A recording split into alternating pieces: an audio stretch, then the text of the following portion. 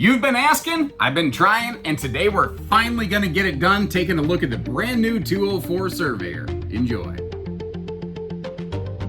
Hey everybody, Josh the RV Nerd from Bish's RV down here with an RV whose layout, it's my personal favorite couples camping layout. Like, if it was just me and the wife getting a travel trailer, I like this floor plan from a bunch of different manufacturers. So I was really curious to see what Surveyor was going to bring to the table, because Surveyor is really known for like always putting an interesting little half twist on any floor plan they put out. They very rarely carbon copy anything.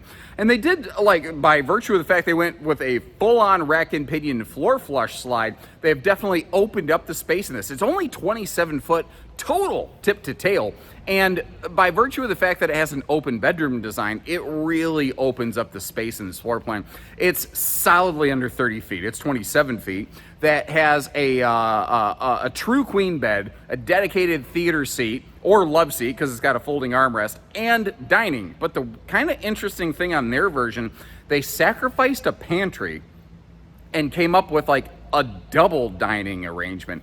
And I wasn't expecting that when I walked into the RV, and I've walked in and out of the camper a few times now, and I'm still wrapping my head around it, and I'm still not necessarily sure what I think about it. So as we go through this video, I'm gonna do my best to kind of cover everything the RV has, both good and bad, and I'd love to hear your feedback as we go. Where did they nail it? Where did they fail it? A couple quick high points on these. They have holding tank heaters, enclosed heated belly, Goodyear tires with tire pressure monitoring, Asdel below the fiberglass all the way around the RV. They do a lot of lamination on this to help keep the weight in check. That's another thing. This fits a lot of late model tow package half tons, and it's not too big that towing it is necessarily a scary white knuckle experience. A little bit taller inside, and they've recently upgraded the bathroom fan based on your feedback across the entire Surveyor lineup. So they're doing some cool things here. I'm just really curious to know what you think about the living room layout of this one. And if you like how we give you a voice to get back to the manufacturers and we get you footage of these new things, hit that subscribe button. Let's get in there.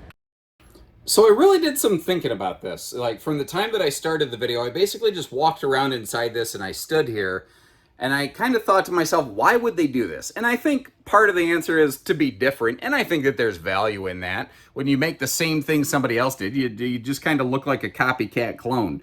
But was there a deeper benefit to it? And I think maybe there was. So hang with me as we kind of go through this adventure. The cool thing about this floor plan is it gives us a sofa, a dinette, and a bed, and without a Murphy bed, and something that's still nicely under 30 feet.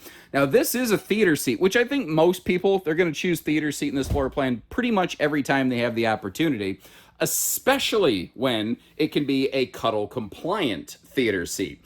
This is actually, though, one of the very few Surveyor floor plans that doesn't offer a lot in the way of seating swaptions. Normally, sofa, dinette, hide-a-bed, theater seat, you can swap that stuff around almost any way you please.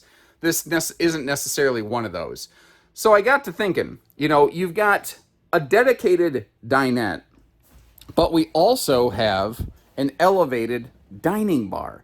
So I thought to myself, why do I need dining for 6 butts in an RV designed primarily for 2 butts? And then I realized it's because I was only thinking of 2 people ever camping in this and only using it one specific way. But a lot of people camp different ways. So what if you have a grandkid over for the weekend? Or what if you have a big dog? A lot of people will fold their dinettes down into sleepers for big dogs sometimes. And that's when this floor plan started to make a little bit of more sense to me. Now, obviously, that TV can pivot around for viewing. Something that's easy to miss if I crack that open behind it. There is a little bit of bonus storage back there. But as I folded down the dinette, this floor plan started to make more and more sense to me. If you wake up in the morning and somebody is sleeping on the dinette, whether it's a big dog, a little grandkid, or whatever, you still have the dining bar available, where if you want to sit down and scroll on your phone to see what doom news happened yesterday, and maybe have your bacon and eggs or your coffee or whatever, you can do so without having to like roust everybody out of the dinette. And I've never seen a version of this floor plan from anyone ever before that allowed you to do something like that. Now, that's not going to be for everybody's needs and wants, but I think that there's some potential use and or validity to it. And again, I've seen geez, closing in on 10 different versions of this floor plan from different builders, and I've never seen anyone do it quite like this. And maybe it's dumb. Maybe it's brilliant. I don't know. You leave comments and you let me know. In the meantime, what else does Surveyor bring to the table? Well, 15,000 BTU central air conditioner will be standard in here. Hold on. That's not central air. There are no. Okay, that's a direct dump air conditioner. Apologies. I would rather sound funny on camera. Obviously, I don't do a lot of video editing and cut little bits like that out. So that is a non-ducted air, but it is primarily a one-room cabin. That also means it's essentially a more efficient air system because centralized ducting. While the air conditioning is running through the ducting in the ceiling structure, it's actually losing some of its coldness effectively. It's picking up at residual heat from the sun baking the attic space of the RV. So that's okay. There's benefit to that. There's a drawback. There's a benefit either way. But hey, it's a non-central air. Now we know. They do a good lighting package in here, light color palette, and a 6'9" floor to ceiling clearance really helps open the space up. Another thing that is kind of an unsung quality on this RV is the total campsite window coverage. And it did, like, they picked up this extra window right here, right next to the elevated dining bar, because they did sacrifice the pantry to accomplish it. Now, that's going to be problematic for some folks, but when we get back to the kitchen, I think some people will feel that it actually still has a decent amount of storage. Everyone's opinions on that might vary a little bit. I don't necessarily have an opinion on that specific topic either way, but we'll go through it. I'll open all the storage for you. By the way, this is a carpetless floor flush rack and pinion slide, and all the windows have blackout roller shades, but notice this year how they actually trimmed out and framed out the windows to give them just a really nice, crisp look. I'm kind of a fan of that right there.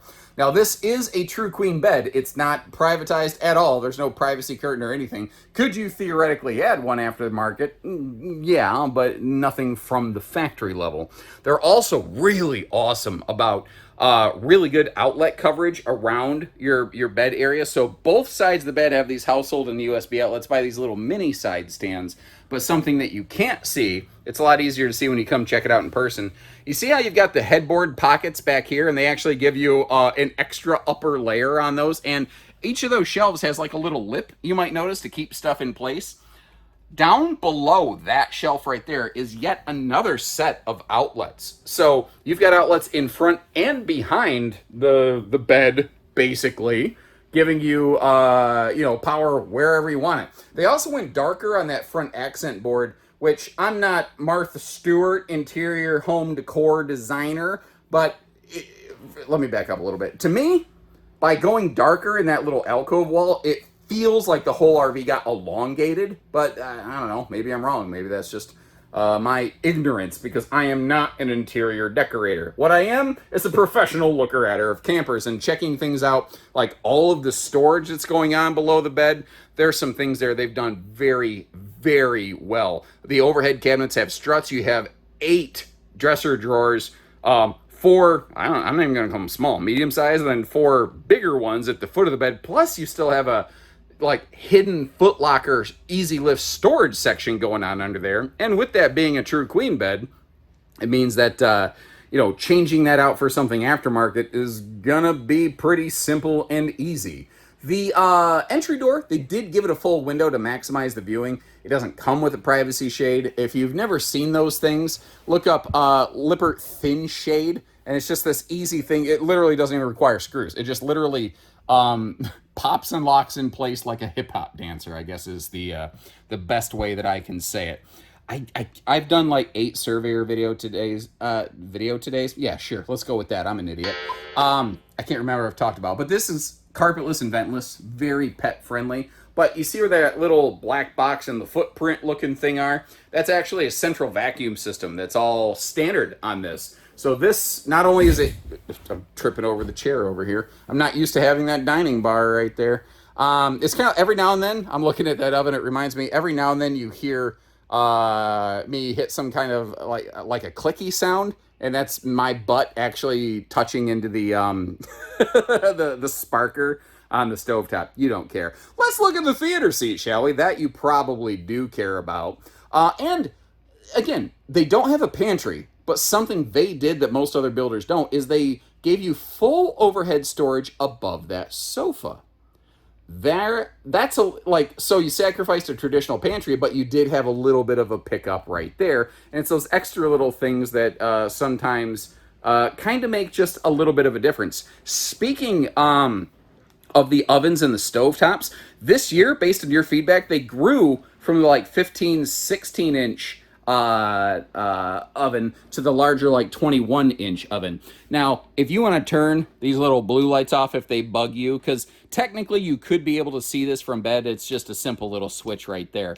The number 1 button is just the knobs. The number 2 button also ignites the light in there, and it throws some people off because you don't see like the old traditional sparker. That's kind of what this is right over here. So it's not one that like has the electric where you bump into it and it goes tick, tick, tick, tick, tick, tick, tick, tick.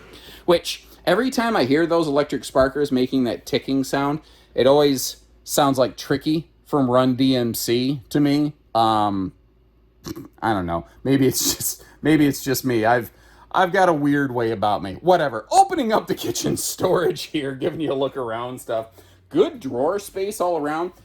It seems like Surveyor has, I don't know if they have something against building in a dedicated kitchen wastebasket space, but I feel like under the sink they really missed an opportunity to accomplish that here. But the funny thing is, almost every single manufacturer who makes this floor plan fails to include some kind of kitchen wastebasket storage arrangement. The only ones that I've seen accomplish that actually would be on the Ember version, the 22 MLQ in the E series. And originally they did not either. They had like a water heater and stuff under that sink, and then they literally redesigned the engineering of the floor plan just around the idea of including a wastebasket space. But I think it was stronger for it. But that's just my 2 cents there. Did you notice, by the way, how the sink cover moved? It actually brackets against the refrigerator wall for transit, and perfect little appliance corner station right over there. That I do like. Now, in the bathroom over here, we do have a taller ceiling, which does allow me some extra headroom in here. This is not quite the biggest rectangular shower that I've ever seen, so you may have to stand kind of somewhat sideways in it to have proper elbow room. But again, I hope you appreciate that whether it's good or bad, I'll go out of my way to talk about little things like that. Pardon my dirty footprints in that thing. Porcelain foot flush stool down here as well. And notice how they're actually building right in a little toilet paper napkin roller kind of thing right there. The butt napkins, as I like to call them. Great place to hang some towels there. And I'm not at the best angle to showcase it. So look at the right side of the screen, and you can see they have upgraded to that bigger like Furrion XL vent fan right here. Something that previously they only had like the little dollar store, looks like, little bitty computer fan. They finally upgraded that. Now, the space around the toilet was minimal, but at my personal stature, I found it acceptable. That might be one of those things where your opinion of that could vary, though. That's one of those aspects I really highly recommend you get in the RV in person and actually sit on the toilet and see how it feels. The same way you'd try on a pair of pants, Now, the cool thing about a rack and pinion slide is they're very good at handling really heavy weight. So a deep slide like this with a big sofa and a bunch of kitchen crap in it, it's very good for that. With the all of the dining not being located in a slide, that is very functional. It's tight, but you can still two-step through here without having to stomp and climb all over the slide. So that works. The kitchen sink, you have to kind of reach around the slide to get to it, but in a pinch, you could make it work. What I was wondering is sometimes when a manufacturer has a swinging door and a slide floor that's elevated like that, it's a problem. Whether they did it on purpose or not, this thing just clears. And the fact is, I can access and fully use pretty much anything that is road mode critical on this RV. It's a little tough. I'm going to give it like an A- on the Cracker Barrel test. What do you think? Another thing I like about this RV is that it brings, I think, some very real half-ton potential towing to the equation here. because it's, you know, just about 7,500 pounds fully max loaded, but about 5,500 pounds totally bare, dry, empty, which means you've got some pretty solid cargo capacity available in this sucker as well. Now, anywhere that you see fiberglass, you'll actually have Asdel directly below that. Your sidewalls, your rear wall, your floor, those are all aluminum framed and laminated. Interestingly, the nose, in addition to the roof, is actually a stick-built cage structure. And they do that so that the RV has basically flex points. A lot of people don't realize, like, you think, oh, I want to build this as sturdy and you know, immovable as possible. You actually need to engineer a little bit of wiggle into the structure of the RV. You have to have some place for stress and road violence to express itself, and that's what they've come up with here, and it seems to work pretty well more often than not. Now, with no slides over on the door side of this one, it actually has, I think, some really nice campsite awning space right here, where your entry door especially is covered up very nicely. And it is funny because when you're inside the RV, you see really decent campsite window coverage. When you're outside of the RV, it's not as obvious, but I feel like that also means you're maintaining some decent level of privacy, whereas like a giant picture window, sometimes you're kind of giving that up, you know? Speaking of giving up, I could personally give up the outside speakers, but the RV industry is Rick Astley about outside speakers. They're never going to give them up. They're never going to let you down. Never going to run around and hurt you. They'll never make you cry or desert you. Anyway, you get the idea. It's kind of funny how that song has become kind of cool again, because let's be real, Never Gonna Give You Up is an excellent song. It just kind of somehow became a parody of itself, and then it's like it came back around and became cool again. I don't know. Anyway, I like the song. That's just me. Little outdoor griddle is included with this. They've also upgraded from just a cold water sprayer port to hot and cold. It does include one of those handy little coily spray hoses. And those were Goodyear Endurance radials, by the way. The RV also has factory standard tire pressure monitoring, so that you don't need to, you know, guess your tire pressure. By the way, here's a little RV pro tip for you. It's always a good idea before you leave on a trip to check your tire pressure, but you want to check your cold tire pressure. So you don't want to check your tire pressure after you've been driving all day in the Florida sun, because it's going to be higher, but things are designed to account for that. You want to check cold tire pressure before a pre-trip to make sure that you've got the correct PSI in the tires. Now, all the windows are tinted, and they pretty much all open for airflow on this floor plan. One thing I'm curious about is how did they accomplish the sewer hookups here? So we have a sewer outlet there, and it looks like that is the only one. So our kitchen and our bathroom, everything drains right here out of one spot. Now, an interesting thing, they have added for the 25 season some handy little motion lights to help you see what you're doing at night. But on this floor plan, it got mounted on the slide skirt, and when the slide's open, I don't know that it's really helping you see what you're doing with your sewer stuff. So I tell you, the thing I always do, I just always grab my phone and turn on the flashlight there and make a go of it, essentially.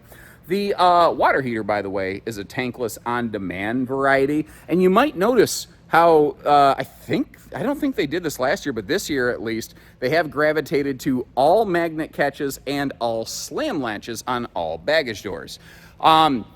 Last year, they upgraded to a 200-watt solar package from 100, and although it's not technically standard, it's basically essentially standard. That this year, they're doubling that, so we now basically have a 400-watt factory solar package, pretty much standard, although technically, that's a bonus option that they're including on these at no additional charge currently. It does sound like that's probably going to stick around, but there is an outside chance if you watch this 6 months from now, it may only have 200 watts of factory solar. So double check that before you hand over your paycheck, you know. So before we wrap up here, take a look at the links in the video description if you haven't already. You're going to find where I've left videos to a bunch of other builders who make a layout like this, whether it's Cougar, Imagined, or just any number of them. It's an awesome layout, and I'm actually really glad lots of builders make it. I think it's a really good one. Grand Design Imagined, though, does get credit for kind of being the originator of this in the towable world. But I'll also leave you a link on our website to check for pricing and availability. If you want to see where we have one of these parked and what we're asking on a given day, hit that button, give us a call. And the good news is you don't necessarily have to call to get pricing. We just put it right on our website. We don't do hidden fees, by the way. We just do everything else. So when you're ready, we're ready. We'd love to work with you. So take care, stay safe, have fun, and happy camping, everyone.